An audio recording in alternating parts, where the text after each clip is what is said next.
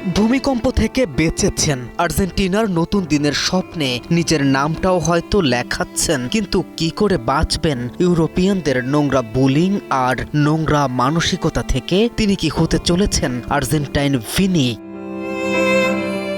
Vini কেঁদেছেন অসংখ্যবার, যে কান্নার পেছনে তার কোনো দোষ ছিল না। তিনি অশ্রু ছড়িয়েছেন নিজের গায়ের রঙের কারণে, ইউরোপিয়ানদের নোংরা বুলিংয়ের কারণে।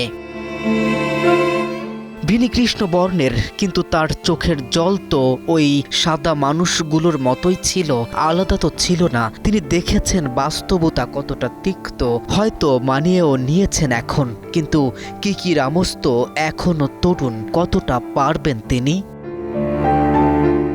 হাইতিতে জন্ম, কিন্তু আর্জেন্টিনার মাটিতেই বড় হয়ে ওঠা তরুণ ফুটবলার কিকি রামোস জানিয়ে দিলেন নিজের জীবনে তিনি কখনো বর্ণবাদের মুখোমুখি হননি, বরং তার দাবি আর্জেন্টিনাকে নিয়ে অনেক কথাই বাস্তবতার চেয়ে বেশি প্রচার করা হচ্ছে। সোয়ান প্রপার্টিজ লিমিটেড তৈরি করছে নিরাপদ, স্বাচ্ছন্দ্যময় এক নতুন ঠিকানা। সোয়ান গ্রুপের একটি পণ্য। তবে ফুটবল দুনিয়ায় বাস্তবতা সব জায়গায় এক নয়। ব্রাজিলের ভিনিসিয়াস জুনিয়র নিজের দেশে সম্মান পেলেও ইউরোপের মাঠে বরাবর হয়েছেন বর্ণবাদী আচরণের শিকার। গ্যালারি থেকে অপমান, সামাজিক যোগাযোগ মাধ্যমে ঘৃণা, এসবের বিরুদ্ধে লড়াই করেই তিনি আজ প্রতিরোধের প্রতীক। কিকির স্বপ্ন একদিন ইউরোপের বড় ক্লাবে খেলা।